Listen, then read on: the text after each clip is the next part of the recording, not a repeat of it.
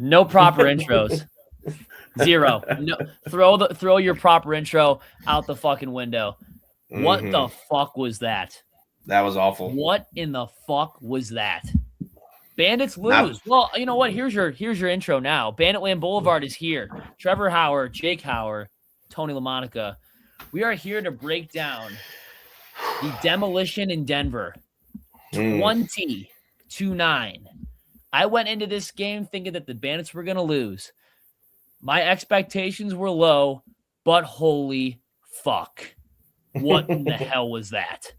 I'll tell you exactly what it was. All three phases, goaltending, defense, offense, awful. Can I tell you something lightly? I'll tell you exactly what it was.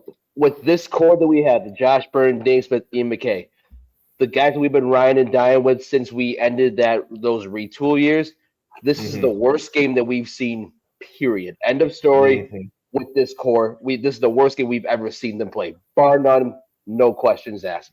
Absolutely terrible start to finish. I've never seen this team with the talent that they have come out of the gates looking so lethargic and lifeless. Right. And it got to the point, we were out watching the game. I had the Sabres game on one side, Bandits game on the other side. It was just pure depression and disappointment the whole night. Because while the Sabres were blowing it, the Bandits were blowing it to a whole different degree. It was absolutely atrocious. Yeah, I mean, after losing the two most loved guys in Buffalo, Chris Kluche and Chase Fraser as well, I mean, it felt like you just split the team in heart, like our heart just split in half. And right now, with the way things are looking, who is their third man? It's not Ian McKay. Who is their third man? It's not Clay Scanlon. Somebody's got to step up, and it's not because of an old guy either. And I'm not saying any disrespect to Kyle Buchanan, but he's not the answer in the view because he got shut down with no points at all in this game. But you guys have to find that go-to rhythm like you have been. When one guy leaves, another one steps up and takes his place. You've got to find a way to get the weight off of Dane Smith and Josh Byrne's shoulder because they themselves are having a hard time trying to get their rhythm back to where they were at double-digit points per game. But to see Matt Vince crumble and the defense look like garbage this game, I mean, how can you not point fingers at those that say, well, you're coming back and you need to step up. But after that shellacking, back to the drawing board for these boys. Tony, I'm gonna add on to that. This all the issues that we've been having on offense, this isn't new. This is going back. I was just telling Trev before we went on the air. This is going back to the second game of the season against Halifax. We have scored single-digit goals 4 times out of those 7 games that we played, and we've lost all 4. We've lost all 4 games that we've scored single digits because you can't expect to score single-digit goals in a game in this league in today's day and expect to win a game. So that's true. This has been going on for almost 2 months. And it's been going on for 2 months, way too long. You have Josh and you have Dane. That's great. But you know what? They're not looking like themselves right now. They might be a little bit banged up. Ian McKay maybe as well. But this is their time to find that third. Who is your third guy going to be? Tehoka needs to step up. But Buchanan needs to step up. Scanlon needs to step up. But you know who else needs to step up? Is your 2 centerpieces, Josh Byrne and Dane Smith. Because just like our secondary guys, they also have not looked like themselves. And that's people can point fingers at defense and goaltending, and rightfully so last night. Everybody looked awful. But you can't win games when your offense scores single-digit goals. That's true. Pretty much it. You can't win games scoring less than 10 goals. I was about to say, looking for a third guy. I'm looking for a fucking first guy. First and second guy.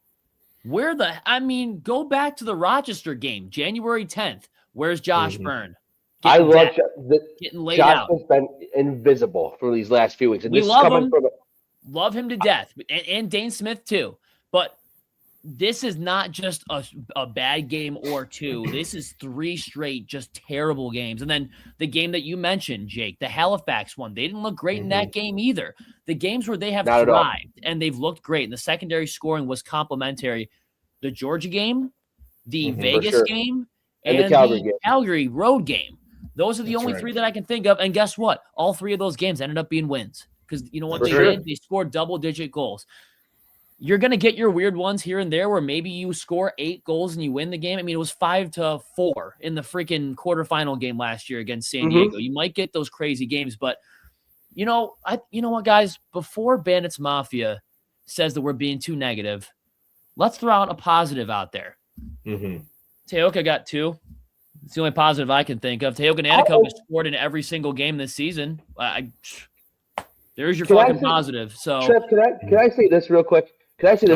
We would not be this tough on our favorite lacrosse team if that's what people don't understand. We would not be going so hard on this team for playing like this if we didn't love them so much. Yep. You know why we're pissed? It's because we're the 3-time champs for a reason. That's great. Casual fans may say, "Oh, they won 3 in a row. Maybe it's not their year. Whatever." With the talent that we have on this team, they are too good to be playing like this, and that's why I'm not going to sit here today on February 1st when we still got 2 months to go in the regular season. I'm not going to declare them dead just yet because. Trev, Tony, I know, everybody should know what this team is capable of when they're clicking on all cylinders. But they haven't been doing that over the past 3 weeks. And it's really aggravating. So we expect more from this team. And because of that, we wouldn't be caring so much if we didn't love them. So that's what people need to realize. No, I agree. The reason why we get so pissed, and Tony, we get pissed sometimes on this show. It's very few and far between because we've been blessed with such great games to recap and multiple championships. But we get frustrated because we love them. That's why we get so pissed.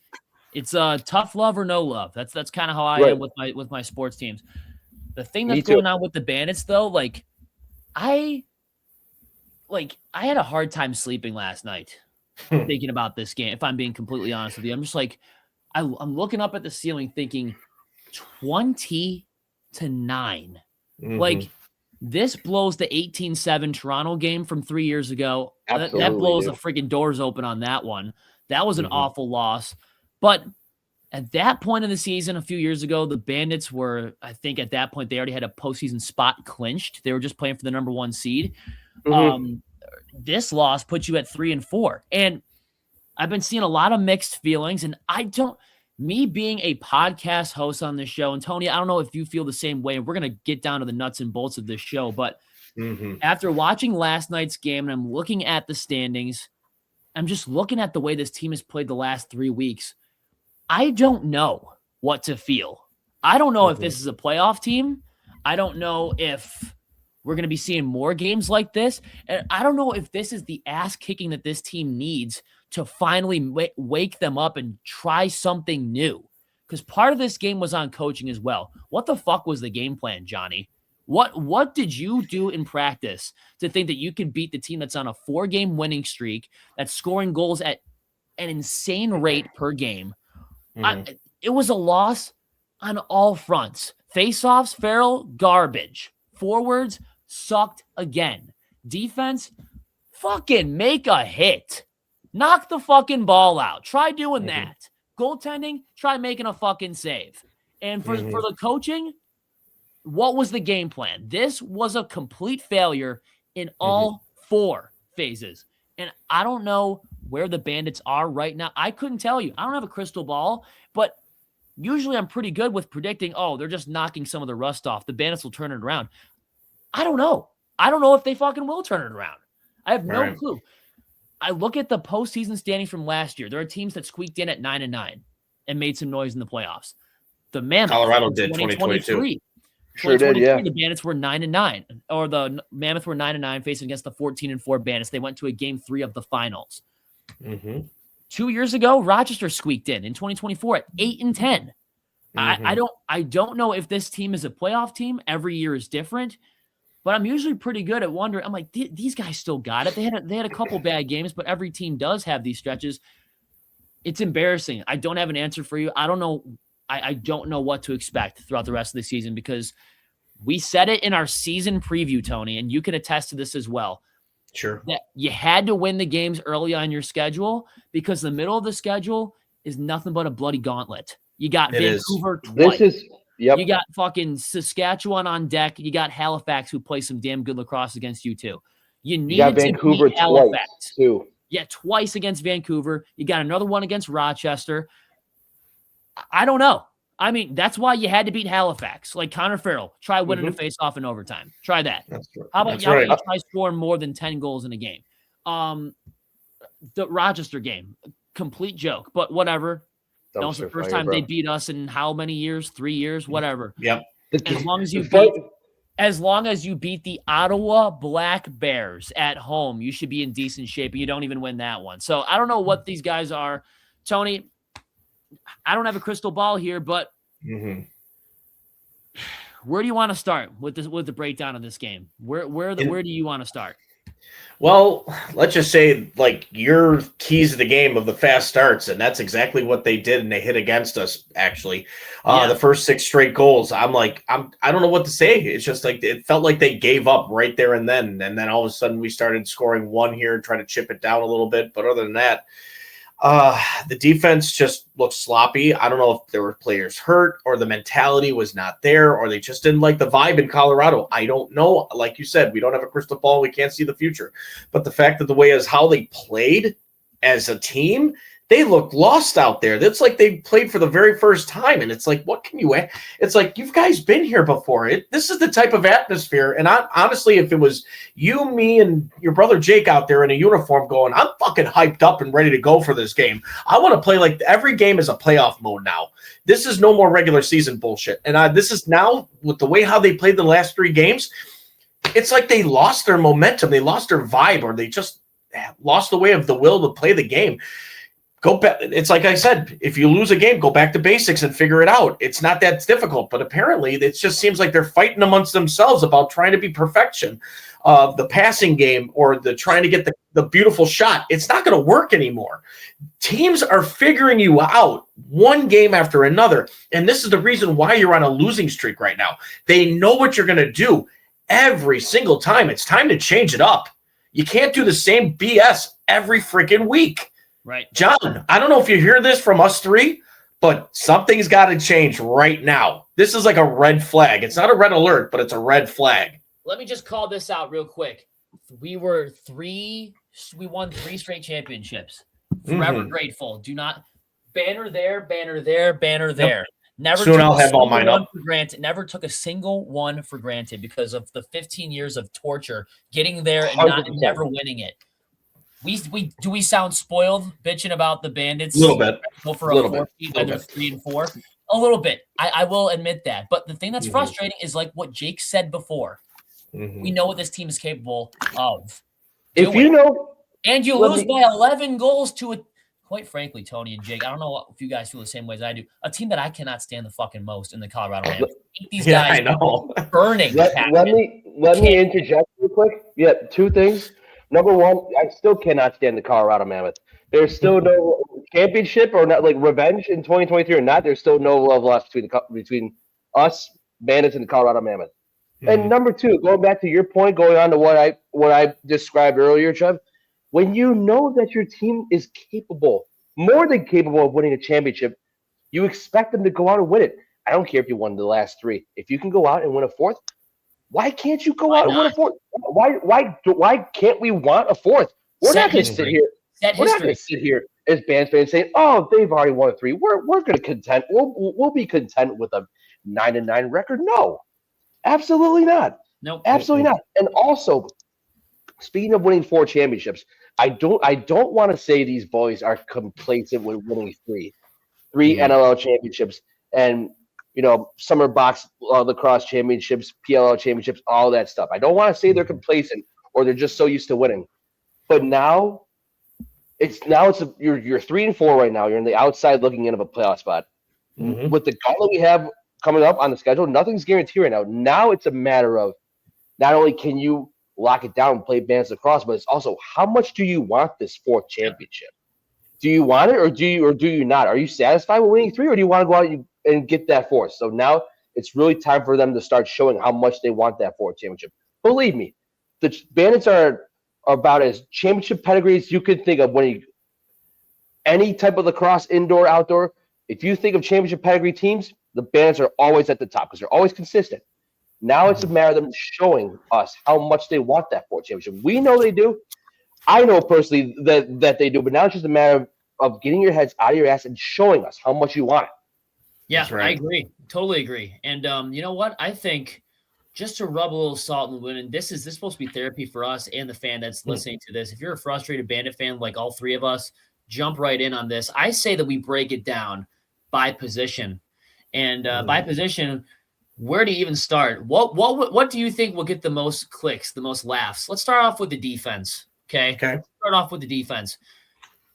Cam Wires. What the fuck? Okay. So I'm almost freaking speechless at the way this guy was playing. So every time he's out there, a goal scored. Just putting that out there.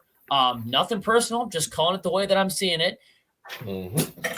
These guys are just walking either right by him, or our defense, like Cam Wires, is just letting them walk right in. I don't think they want to hit anybody. I don't think they want to hit anybody. No stick checks are being made. Nothing on the hands. Nothing at the end of the stick. No, we're just letting them walk right in. I don't know if Cam Wires is concerned with himself that he might take a penalty or a slashing penalty or something like that, but when he's doing this little face guarding thing with his stick, and God bless you with that big defensive body, how about you use it? I mean, the stick waving in Andrew Q's face. How'd that work out for Andrew Q? He scored 7 goals. 7 goals. Sock trick +1. Dude scored a touchdown and got the extra point. I think a big part of that was Cam Wires.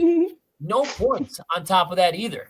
Got 0 goals, 0 assists, and probably a fucking minus 17 plus minus rating. That's me guessing, but whatever. Paul Dawson looks old. Putting that out there as well. He looked old out there. Flat-footed, old. Still missing Mitch DeSnew. And we're going to put Ron John, we're going to take him from the active roster and cut him, deactivate him. And the guy that we're supposed to... Okay, this is on coaching too, but this is regarding a defensive player. So I know where you're going with this as well. Yeah, we're going to throw out Matt Spanger, who hasn't played in a calendar year, but Zach Belcher's going to be in the press box. What sense does that make? What sense does that make at all? That is on coaching. That's setting the lineups. Zach Belcher, I guarantee you, he'd lay a shoulder into someone. Yeah. He's the guy that wants to rumble with Chase Fraser. He's the guy that stood up for Chase Fraser and tried to fight Elijah Gash. We know he can bring some physicality. Yep. While Cam Wires is face guarding. Yeah, good try there. Face guarding. Paul Dawson looked very, very flat-footed. The defense in general was awful. And Dylan Robinson, a couple things with Dylan Robinson. Scored. He scored. So he scored one of the Bandits' single-digit goals. So we can congratulate him there. Scored 1 for the offensive side. 2, Dylan Robinson gets frustrated, decides to fight the smallest player on the field. First of all, that's a complete joke. If you want to fight somebody, and you're truly frustrated, grab one of their stars and try to beat the hell out of them if you're truly frustrated. Or grab a guy that's your size. He picks on the guy that's the smallest. He's probably right around Justin Martin's height.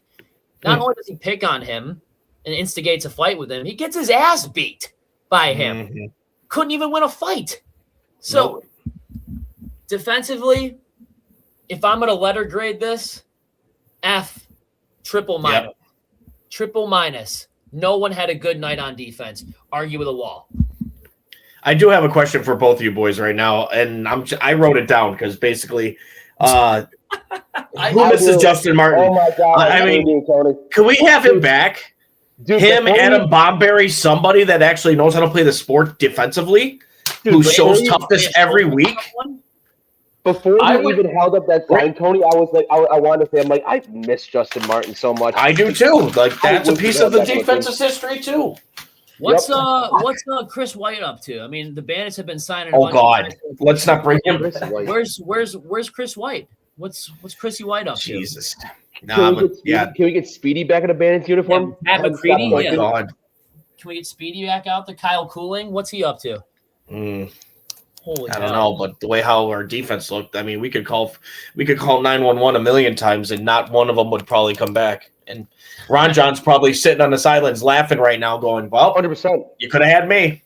100%. Oh, he's not the problem, boys. Ron John is not the problem. He was never the problem, Tony. He was never the problem. Transition is on deck. We'll talk about transition. Oh, yeah. Boys, thoughts on the overall defense, or do you think I nailed it all? We should move on to the next position. I think we can move on to the next one. You pretty much nailed everything on the defensive part. I want to go into the offense. The Moose. Talk about the offense. Let's look. The Moose. He got shot. He looked horrible. He sure did, Tony. What do you guys? Oh yeah, okay. I said transitions on deck. Yeah, we'll save goaltending for last because that's that's what I was waiting for. Should we we'll wait for that last. Should we go right into transition and save offense for second last, goaltending for dead last? Yeah, we could do that too. Yeah, sure. That's a good order. Transition. Number one, and I know you guys can explain. Can expand on this. Catch a ball challenge. Anyone want to catch a ball? Anyone want to catch a ball? Nobody. Mike McCannell, I think, caught one. Rough game for him. There was one play that when we came out of halftime, and he would have had either a fast break or a 2-on-1, odd man rush going the other way, bobbles the ball 3 times and turns it over. Like, if it hits you in this, like, that's why I go back to coaching sometimes. Is I was like, what was the game plan going into this week? Like, did you guys throw a wall ball this week?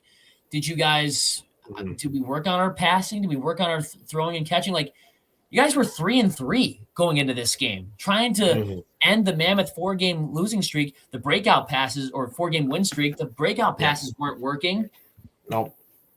I mean, this is technically a transition play because I was on a breakout pass.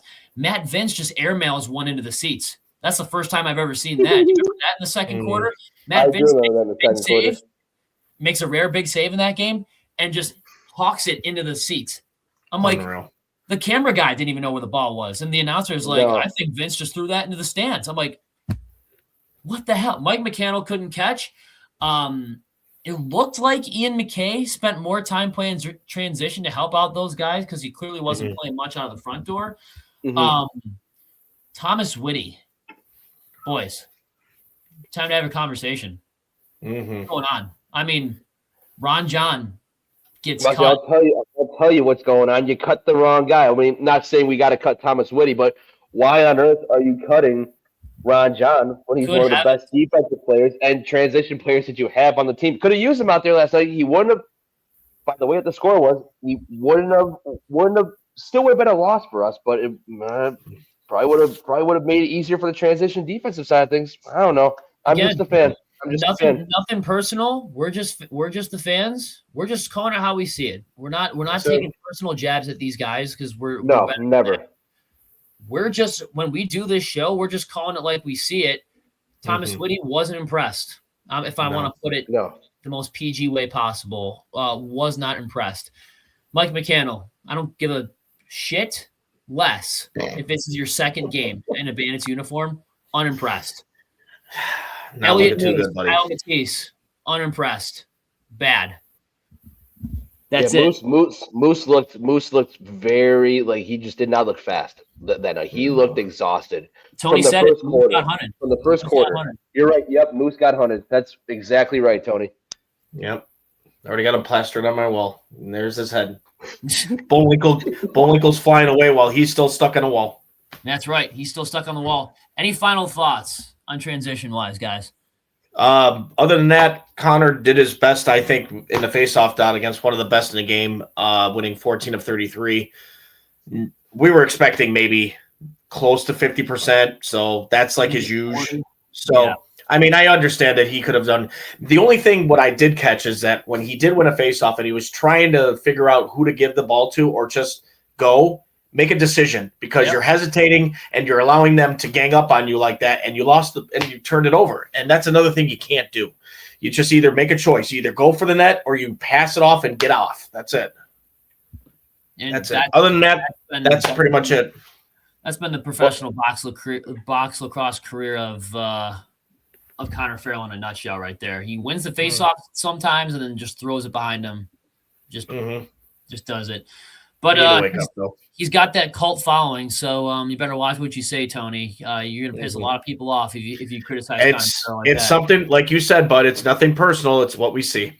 We're just calling it like we see it. Any final thoughts, Jake, before we move on to what did we say was going to go last? Offense?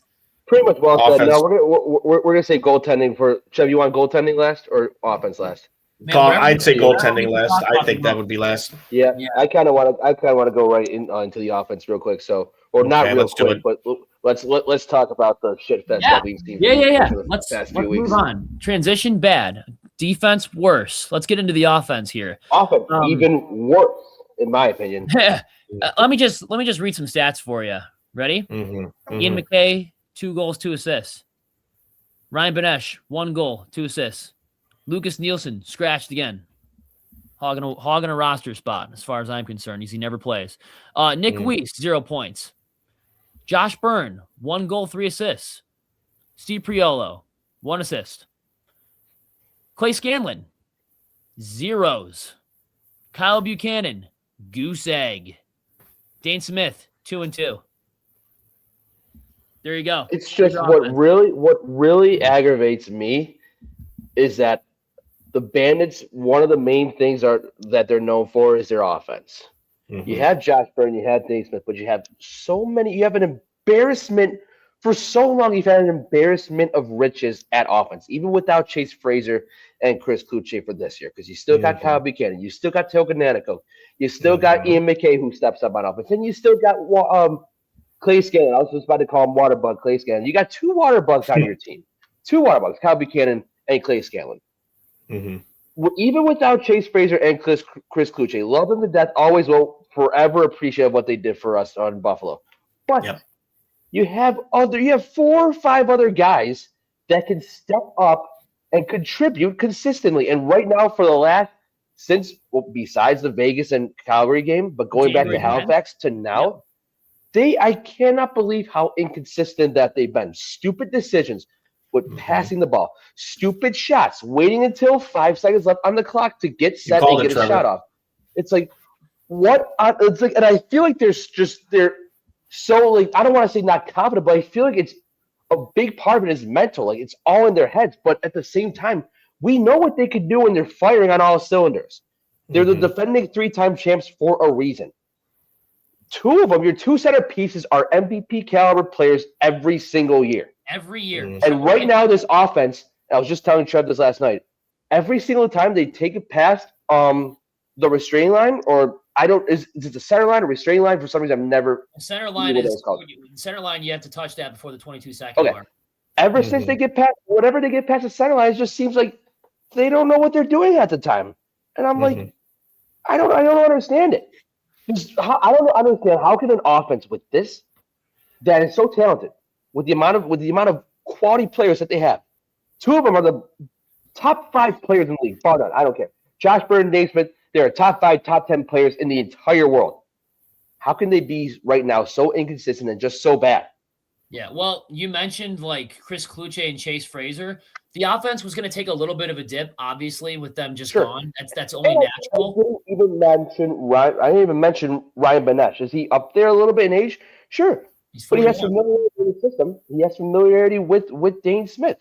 And also, coming from a guy who's about as diehard of a Josh Byrne fan as it gets, one of my favorite athletes I've ever watched. All are. It has been just such a brutal and tough last few weeks watching him, because he just looks like – I love him to death.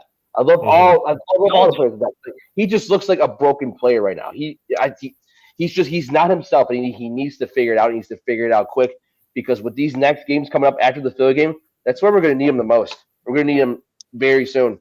Well, this might be a faux pas, but somebody on Facebook said that Josh Byrne is missing the picks being set from Chris Kluche, clearing out shooting lanes for him. That could be possible, but how many games did freaking Chris Kluche miss due to injury last season? And Josh Byrne was still getting double-digit plus points. The offense was going to take a little bit of a dip naturally when Fraser and Kluche leave, but I mean, in those games last year when the Bandits were on that 4-4 run after starting off the season 7-0, Chase Fraser scored like 1 goal a night. Like, Chase Fraser didn't start lighting up the score sheet until the playoffs started. In reality, outside of maybe the Toronto games, Chase Fraser looked great. So this is not all Chase and Chris. This is a current problem right now. Clay Scanlon would step up big time last year.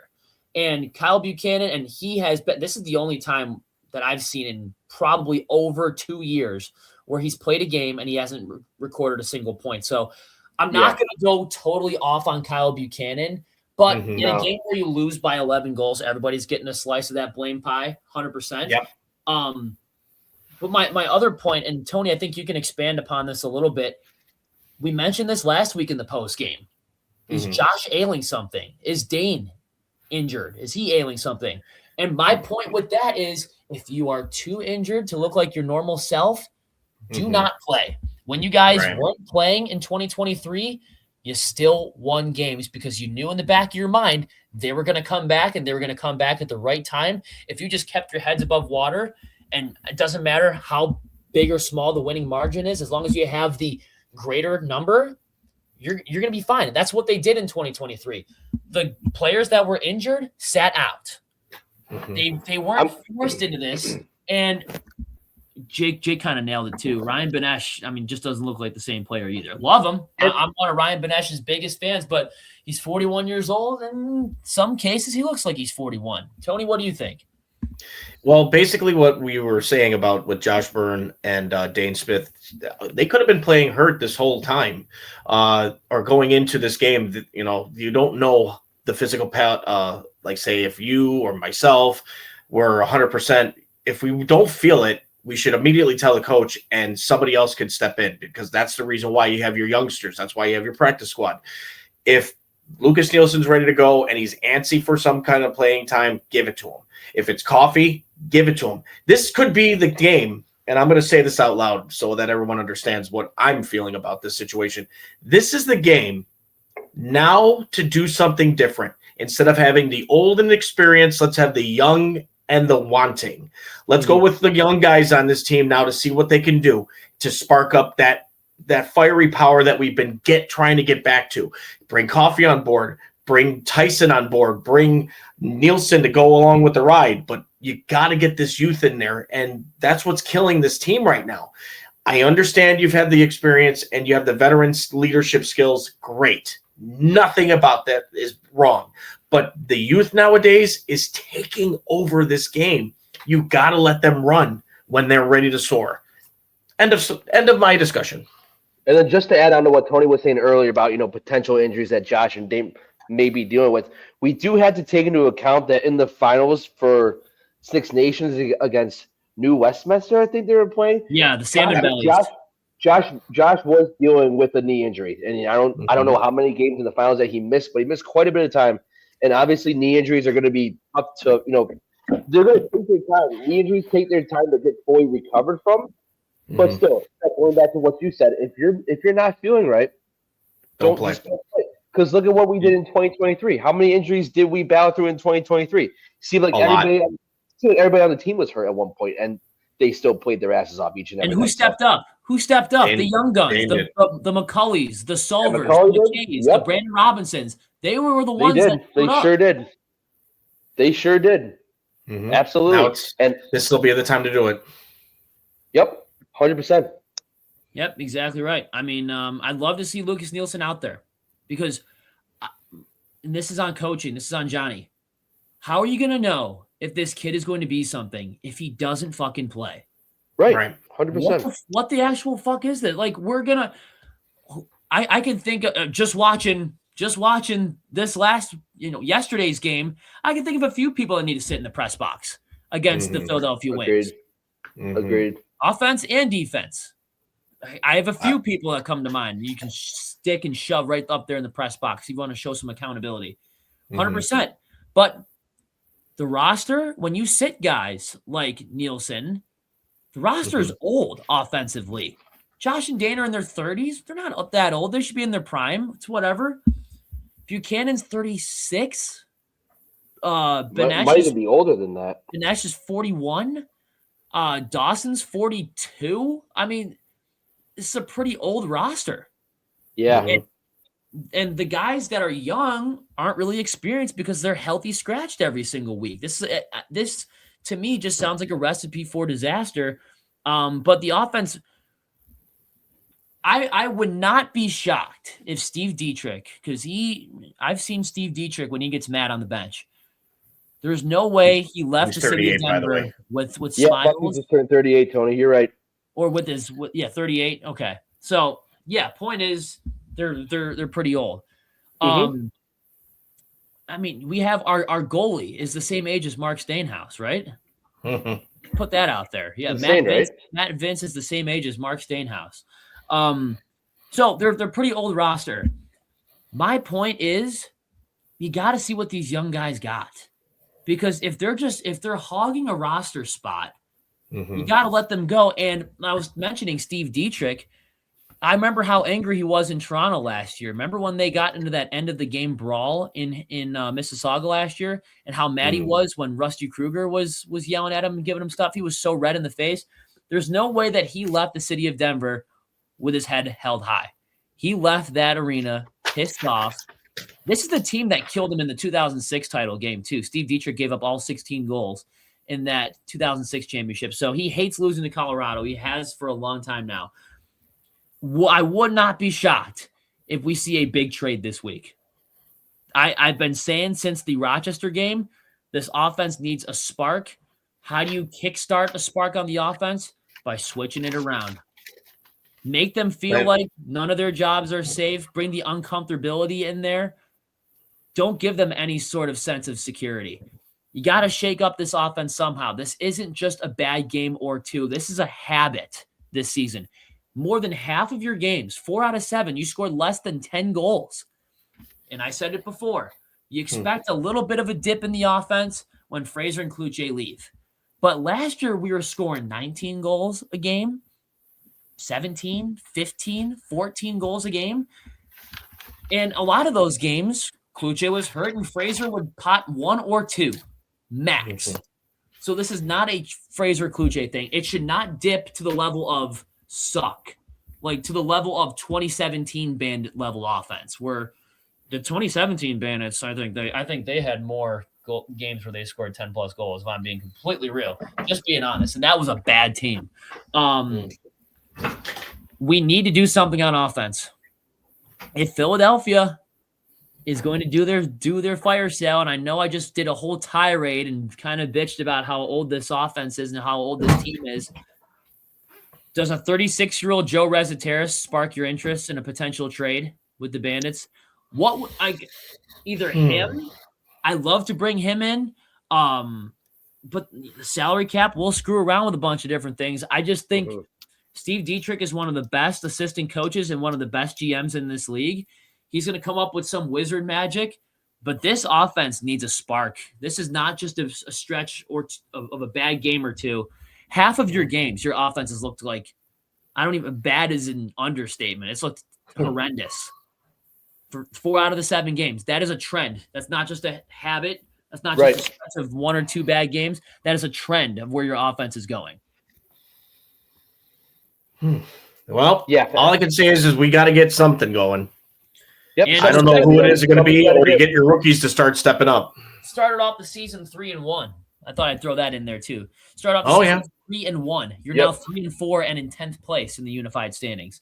The one benefit to this is our boy Dan Dudziak with In Lacrosse We Trust. He said this was the ass kicking that the Bandits needed, and this is what's going to wake them up and turn them into a pissed off team. Because in the games that they lost to Rochester and Ottawa and Halifax, their offense was bad in all 3 of those games, but you still had that argument of, it was a close game. If a couple bounces went our way, we probably win those games. The Mammoth exposed that theory and put that theory to bed. Your offense just flat out sucks. So maybe there is a bright side to this. We have plenty of the season left. We're not even at the halfway point yet. And maybe, just maybe, that blowout loss was the thing that they needed. But it's time to get into goaltending now. Do you guys think beach balls would be stopped if they were thrown in Matt Vince's direction or Evan Konstantopoulos' direction? I could have asked you the same question regarding Matt Vince 3 weeks ago against Rochester, because it didn't look like he could stop a beach ball that night either. Like those last 2 games, the I can't remember. Well, we only gave up 10 goals against Ottawa, so goaltending evidently wasn't too bad in the Ottawa game. Yeah, defense ultimately lost in that game by letting Jeff T just go complete insano mode on him. But conversation for a different day. But the Rochester game a few weeks ago and the game last night were two of the by far worst games I've ever seen Matt Vince play in a Bandits uniform. Las Vegas wasn't very good either. But those two, bro, the Rochester game, there were plenty of times where I'm just like, oh my God. And then the game last night, I'm just like, I have no idea what I'm watching right now. I'm like, I'm like, who are you? What are you done to Matt Vince? Are you actually starting to show your age right now? I'm like, what the fuck is going on here? Yep. Conversation needs to be had amongst us three. Has Father Time finally caught Matt Vince? Honest answer. I'm going to say this. I'll say this. That game it did. That game for sure. That game showed what it could look like if Matt Vince was starting to show his age. But as positive as I am as a Bandits fan, because like I said, I'm not declaring them dead yet. How many times it hasn't been this bad in the last few years? They're not. How many times have we seen Matt Vince suck in like January or February? But then once late March comes around and the playoffs come around, that's when he just absolutely turns back the clock 20 years and plays out of his mind.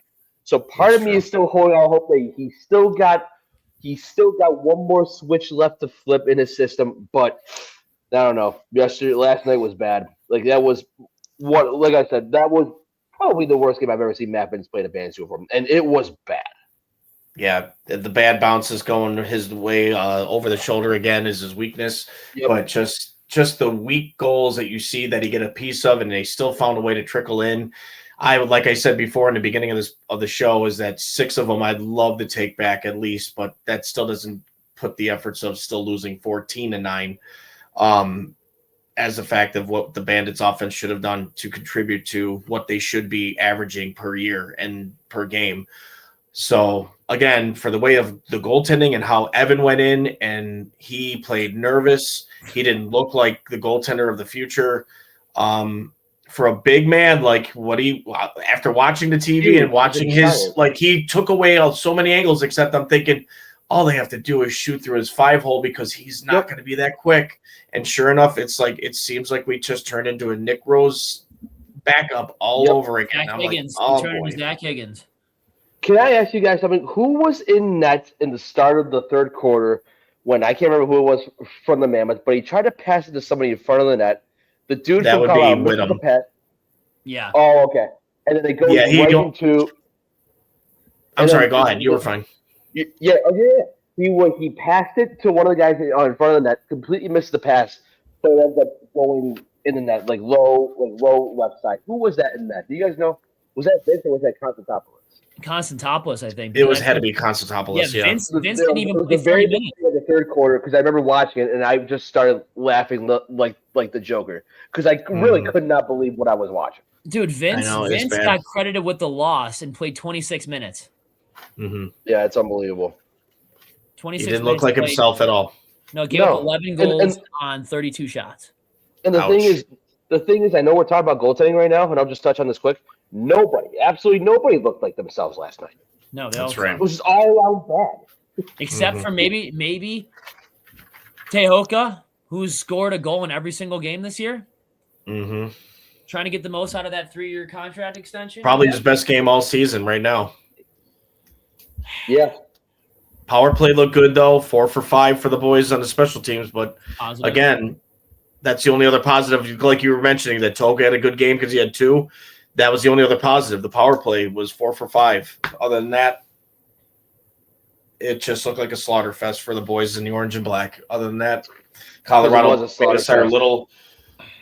that was like their championship game. But again, that's kind of scary me because of how good they have adapted everybody that has gotten to their team, and they just gelled instantly. And now they're sitting 6-2 pretty. And I know what everybody's going to say. I did say on the preview episode of this that this game doesn't make or break your season. No. Was not expecting a 20 burger being hung on the Bandits, and that kind of changes the entire perspective right now. By the way, the 20 goals that Colorado scored ties a franchise record for most goals scored in a game. Just thought I'd throw that out there. So When it rains, it absolutely fucking pours. It's a hailstorm that's going on right now. I was expecting 12-10. Colorado goes out and wins. Yeah, the Bandits offense kind of struggles here and there, but they sort of figure it out. I went into this game thinking that it was a loss. But Matt Vince, I think no matter what, going back to goaltending here, whether they win the championship again, get bounced in the first round of the playoffs, or miss the playoffs completely, this is his last year no matter what. Father Time has finally caught up to Matt Vince. He's not the most electrifying goaltender anymore. He will be the greatest goalie to ever live. He's the greatest goalie of all time. But we are watching Washington Wizards Michael Jordan right now. That's what we're watching. Oof. We're watching Jimmy Johnson when he drove the 84. Like we're watching somebody who's way past their prime.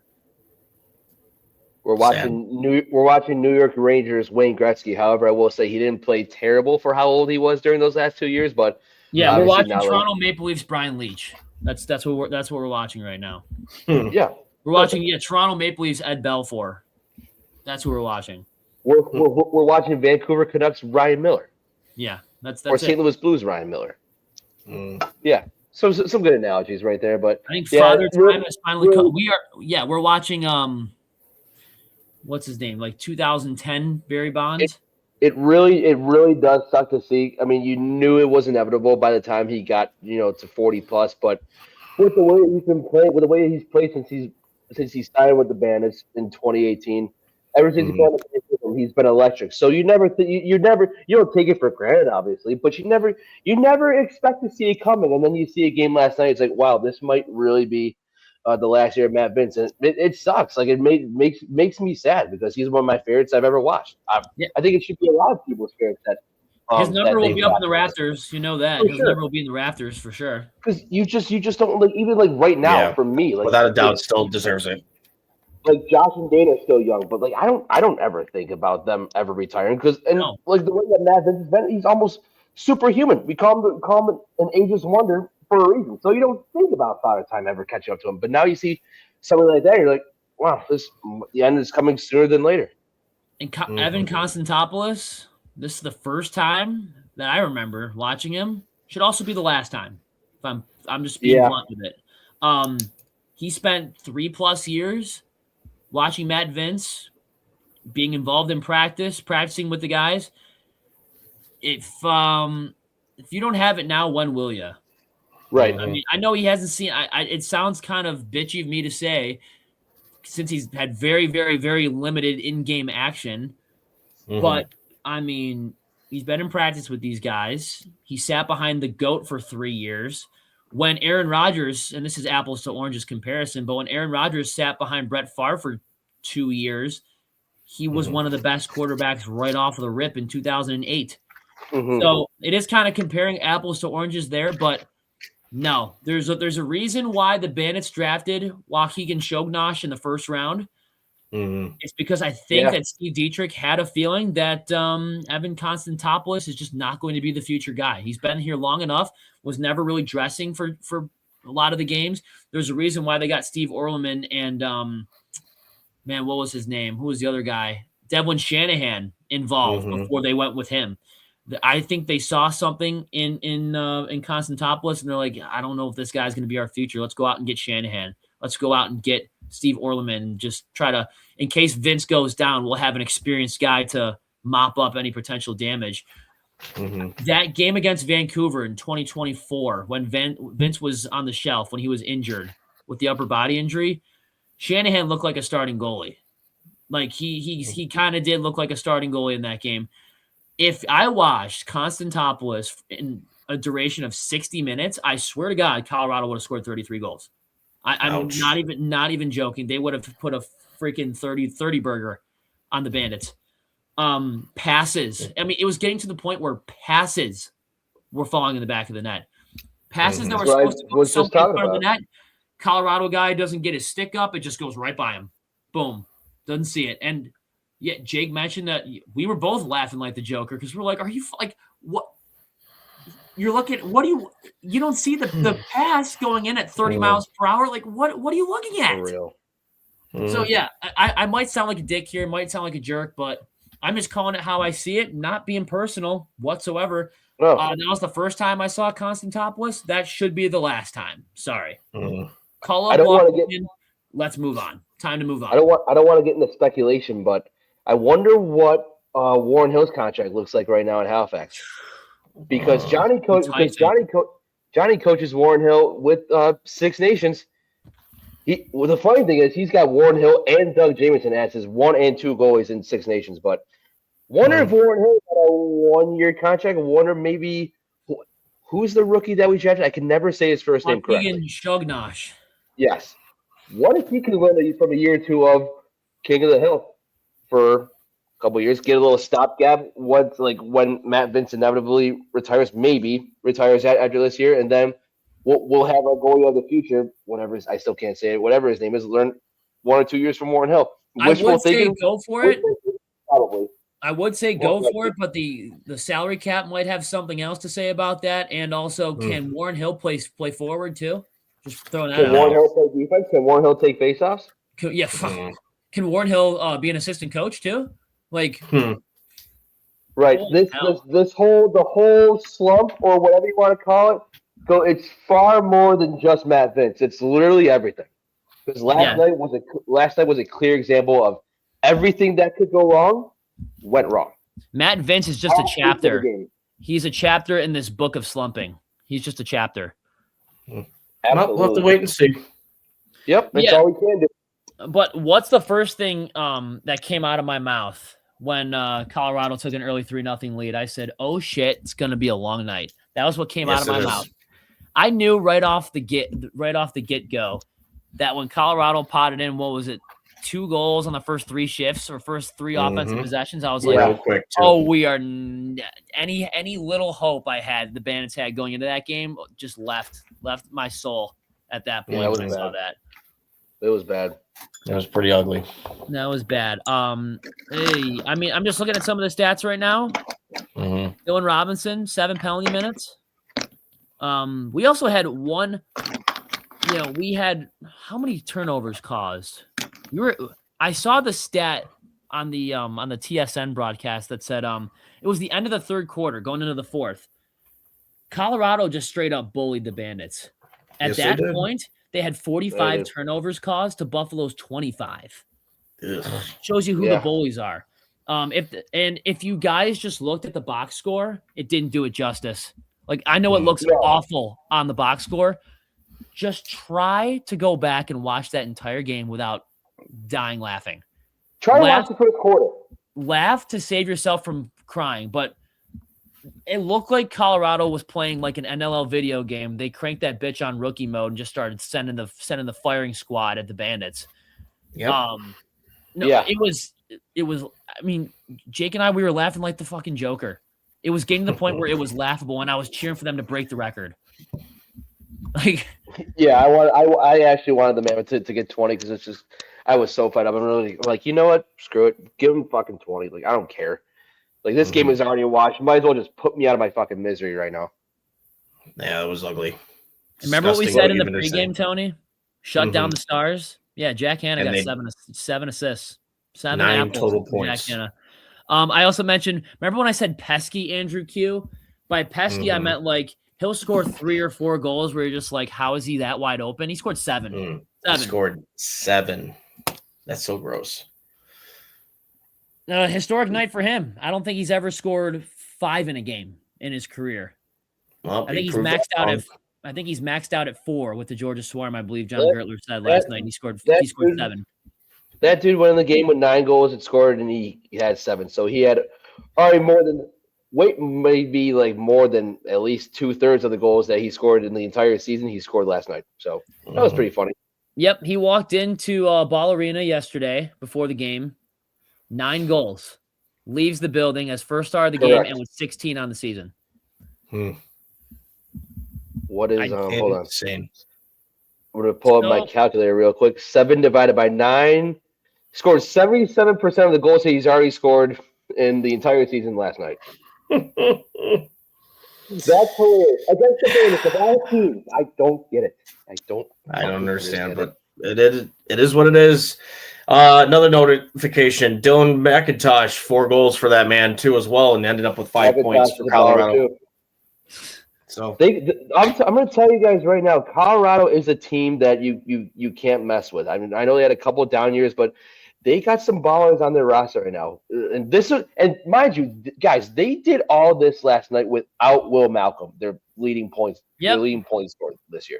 And Eli McLaughlin. No Eli McLaughlin. And no more Zed Williams. Throw that on top of that. And no more Zed Williams. Wow. Pathetic. You're not going to get any excuses from us on this show, ever. No, sorry, guys. Not going to happen. 0. How about Thomas Vela? Thomas Vela, yeah, he's a good player too. Solid, Gordie Howe hat trick, if I'm not mistaken. Goal, assist, fight. Goal, assist, fight. Put Dylan Robinson to shame on that fight. Yep, so players, I don't want to see fighting. Belter, obvious. Should be obvious. I'd love to see Belter fucking play, like get activated in the lineup. If we're gonna cut Ron John and just call up Belter from the injury reserve and just not play him is mind-boggling. Yeah. I don't want to see Dylan Robinson fighting either. Pick the smallest guy on the floor.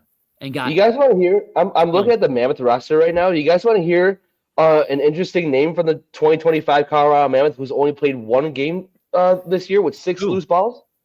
Goes by the name of Jamison Bucktooth. Yeah. Yep. Is he Brett's nephew, his son, or? Well, his son plays for Syracuse. I know that. Yeah, his son is playing with Syracuse. So I'm looking at him like, Jamison Bucktooth. Born March 26, 05, right in the midst, or right very close to that mid-2000s Bandits glory years. Very close to it. I'll tell you what, Las Vegas is stupid as hell for trading Jack Hanna. What a stupid move. What a stupid move. Yeah, Jack Hanna's always been a baller, dude. Jack Hanna's always been really good. Not only just trading him off your roster, but trading him to the Colorado Mammoth of all teams. Yeah. You don't want to help them out at all. Yeah, I figured if we're just gonna go off here and we're gonna talk about gravity and we're gonna talk about how the Bandits are falling in the standings right now, and as of February 1st at 9:04 p.m., there is no sign of any turnaround coming off a 20-9 11-point loss. There's no sign of it turning around. I thought I'd just throw a little salt in the wound and say Chris Kluche was he got the first star of the game last night for the Las Vegas Desert Dogs. 8 points. Wonder what that's like.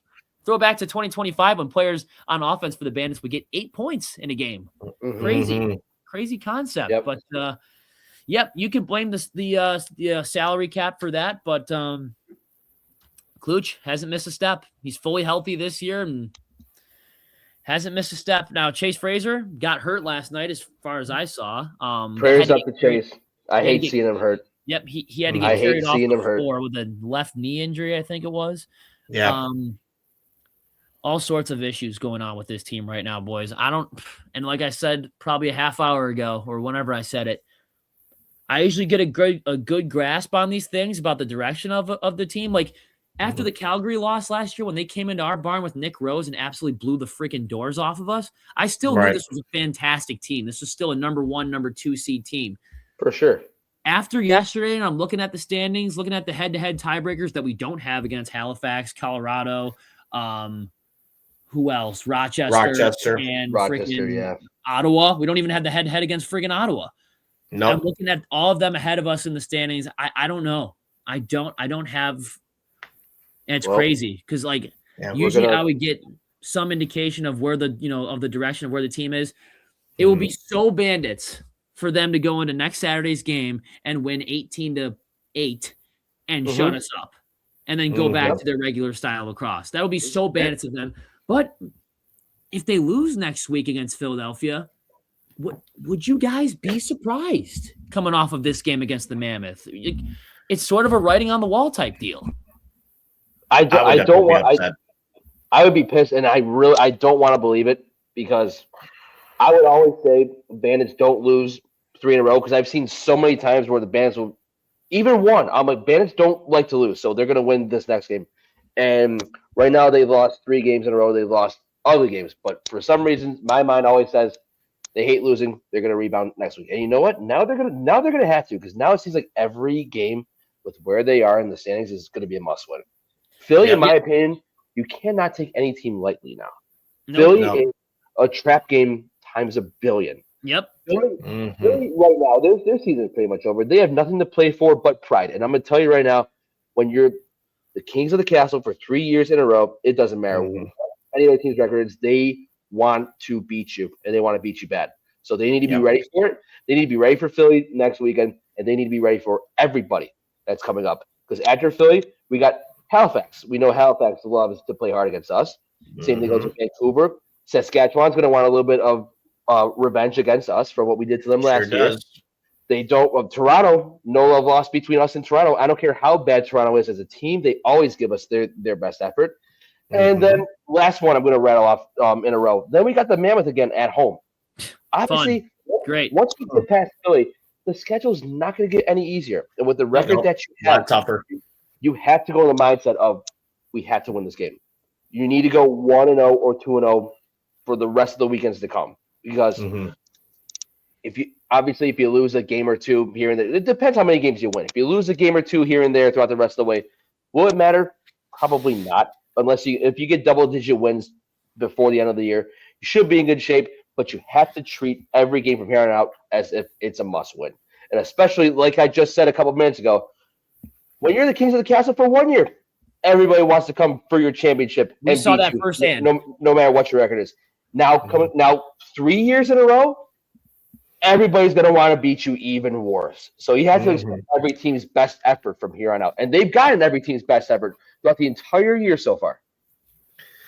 All I got to say is play. Now this is where if I was playing and I'm consistently losing, I'd tell the team, look, it's time to play pissed off and it's time to play aggressively. Stop this laid back. Stop this pretty little, it's going to be a 1-2-3 pass for the best one-timer in the game. Fuck that. Play grind mode, beat everybody up, win the battles for the loose balls, and just pound the shit out of the goaltending and just score massive amount of goals. This is it. This 9 average per game is not going to cut it. You got to go in there and think 15, 16. I want 20 every freaking game. And I'm sure John Tavares is probably thinking to himself, what do I have to do to become Yarmo and say, well, now every one of you guys is on the line right now for a job here. So if you guys don't want to play here, there's the door. So that'll change their attitude. 100%. Yeah, 100%. A couple things. Philly's not a trap game.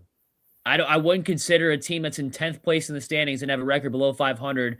You can't even use the word trap. It's completely irrelevant. A trap game goes for a team that's in the top 4 or 5 of the standings, and they're going up against a little pesky team that's just on the outside looking in, or a team that's slightly worse than you. The word trap is completely irrelevant in this scenario. These are 2 bad teams as of right now, squaring off against each other next Saturday. As far as I'm going to tell you this though, Philly right now, are they 1-6 right now? 1-6, and they are tied for last with the Calgary Roughnecks. They now have nothing. They right now have nothing to play for but their pride. So they are going to want to come into Buffalo and beat the absolute shit out of us. Agreed. Yep. There's that. Number 2. I don't know if you guys. I'll ask you guys this. Don't give a fuck about a home quarterfinals matchup anymore. My mentality is just get in the top 8. Don't give a shit about a home quarterfinal matchup. That's right. Get in the top 8. When you fall 3-4 and you get blown the freaking brakes blown off of you by the Mammoth, a team that you guys personally cannot stand. A lot of the core from that 2022, 2023 team is still here, outside of maybe a few names. They're still here. They hate the Mammoth as much, way more than we do. And the fact that they allowed that to happen speaks volumes. But yes, it does. When you see that, my mentality, I know a lot of people are giving up on the season, and part of me, you shouldn't give up on the season. Well, part of me is thinking, I see where you're coming from. I don't see a light at the end of this tunnel after this. It might take a couple days for this to simmer on the Bandits, for it to snap back in and have them be like, all right, to flush it, move on, whatever. We'll get back into this. But yeah, I'm not. Quarterfinal matchup at home is not even on the radar right now, and that sucks to say after starting off the season. After starting off the season 3-1, sucks to say that. just get in the top 8. We saw a couple years ago Rochester squeak in at 8-10. If you have to win 9 games, if 9 games is the magic number, win it. I don't care how you do it or what the margin is. If you punch your ticket to the dance, you have a legitimate shot at making the championship and defending your crown. So that's right. Fuck the home field advantage. That's not even on my mind anymore. The number 1 seed, as far as I'm concerned, that to kiss that goodbye. Bye. See ya. It's gone. Poof. It's gone. Kiss that goodbye. The Bandits didn't lose their okay. Fun fact about this. The Bandits didn't lose their 4th game last year until March 29th. Oh, boy. It is February I can see it. 1st. So this season is different. You can kiss the 1 seed goodbye. See ya. Make the playoffs. Don't give a fuck how you do it. That's it. Yeah, take one game at a time and just keep moving forward. For those that are mailing in the season, part of me is like, I don't, it's hard to argue that when you lose, when you give up a 20 spot on the road, and your offense has been in a lull, to put it nicely, for the past month. But with the experience and with the experience that we have on this team, with the names that we have, and how long these boys have been together for over the last few years, that's exactly why I can't mail in the season until I actually. I mean, we've got these last 3 games have been ugly, but we got 11 left. I'm gonna wait. We have 11 games left. I'm gonna wait until mid-March or April or early April to mail in the season. Yeah, wait till the trade deadline. Too much. Exactly. Wait till the trade deadline. We have too much experience. Too many players that aren't playing well right now, but not even close to scratching the surface on how talented that they are. That's what's keeping me from pulling the plug on this season. Yeah. Josh Byrne, Dane Too early to still say. I could rattle off so many names. There are so many players on this team, double digits, that aren't playing where they need to be. Once they start playing Bandits across and playing how they should be playing, how we know that they can play, they'll be a force to be reckoned with. And I still have confidence because of that. I still feel like it may be doom and gloom right now, but I do feel like once we get out of this funk, we'll see a much different team come April than what we're seeing now. Yeah, and another reason to be optimistic real quick here, last year the Bandits started off 7-0. Since they started 7-0, they went on a 4-4 run. A lot of people don't really remember that. If the Bandits win against Philadelphia this coming Saturday, it's a must-win. Don't give a fuck what you guys think. If you go 3-5, curtains, as far as I'm concerned, on the season. If you lose to the worst placed team at home to go 3-5, the season's fucking done. But yes, it is. If you go in and you beat Philadelphia, there's your 4-4 stretch. Do the Bandits go insane mode and go on an insane run where they get on this win streak? Kind of similar. It's kind of like a reverse version of last year. Yeah. Who knows? I mean, this Bandits team is so experienced. They've won multiple championships, and we sound so spoiled as hell talking like this. But this team knows what it feels like to win and lose a championship. If there's a team to turn this ship around, it's the Bandits. We're not like the Mammoth, where you derailed them in Game 3 in 2023, and you've been on a 2-year playoff drought since. You missed the playoffs back-to-back years. The Bandits, in their 34 years being around, have missed the playoffs 6 times. This is the epicenter of winning. It's about as consistent as can be right there. Yep, this is the epicenter of winning, and 2 of those years helped us get Josh Byrne and Chase Fraser, or helped us get Chase Fraser and Josh Byrne. 2017, 2018, both of those years they missed the playoffs, and we loaded up on those young guns in the first round, and we became a dynasty.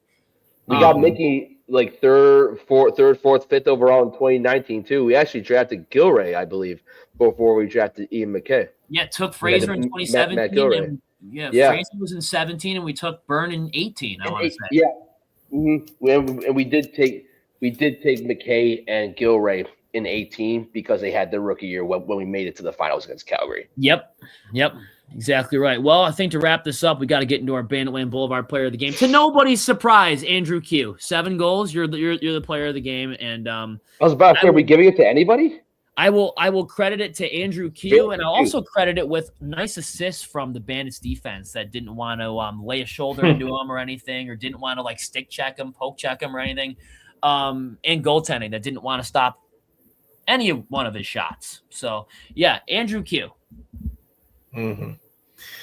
Do I have to? Do I have to give a player? Do I have to give a player the game? Nope. You can plead the fifth if you want.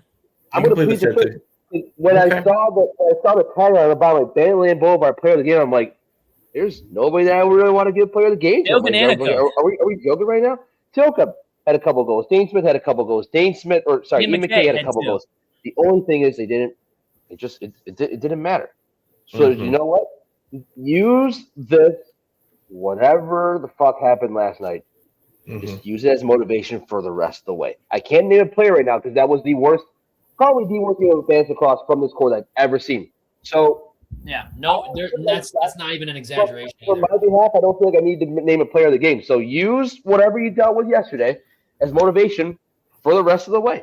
Go kick some ass for the rest of the year, like I know that they can. Yeah. For me, I'm going to go with the opposition, and I'm going to say he looked like the 2022 champion of the goaltending year, and that is Dylan Ward. He played phenomenal. He's got a brand new squad in front of him, and he's back to the championship mode again. So that's another guy that you got to watch out for, stopping 30 of 37 and letting the backup go in and not get hurt for the next game. But that's the difference. When Ward has a team in front of him, believe me, he's like a superstar out there, and it's hard to beat him. So kudos to you, Mr. Ward. Sure is. Yep. You know what? I will say this. I'll give Colorado some respect. Jack Hanna had a phenomenal game, and we obviously know how talented he's been since he started his rookie year with the Vegas Desert Dogs. They have not lost since they have him. You're 5-0, and it checks out. He's been one of the best offensive talents in the game since he's arrived on the scene. So I'll say it sucks because I hate giving players of the game to the opposition, but I'm going to go with Jack Hanna for last night's game.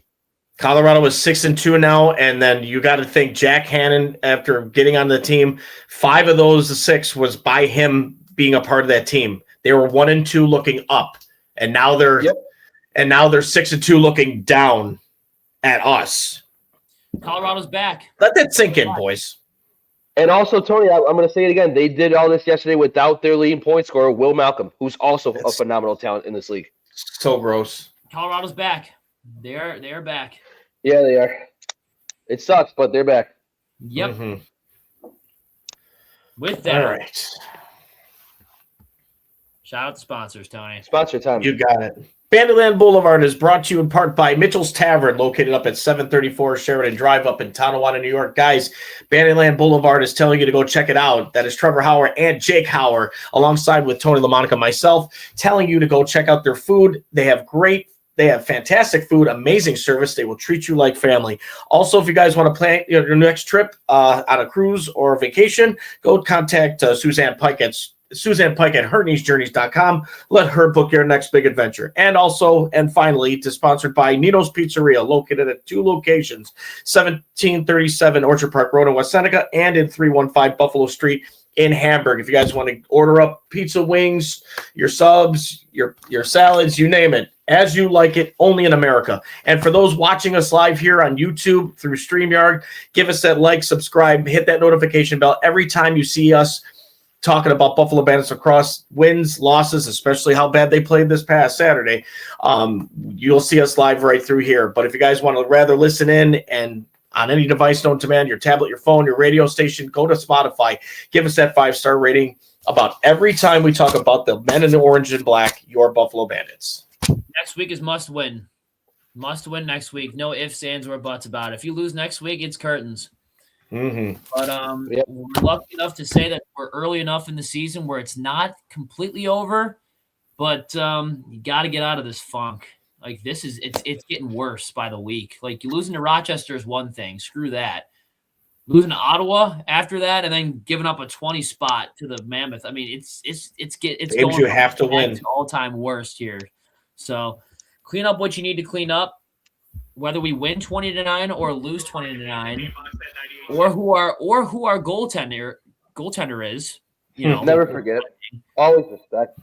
3 words to end every single show. As Chris Swenson always says, guys, in 3, 2, 1, let's go, Bandits. Let's go, boys. Get back on track and just don't look back. This is in the past now. Let's move forward and press on and play fucking pissed. Yep. Just win, baby. Just win. Flush it. Move on. Let's go.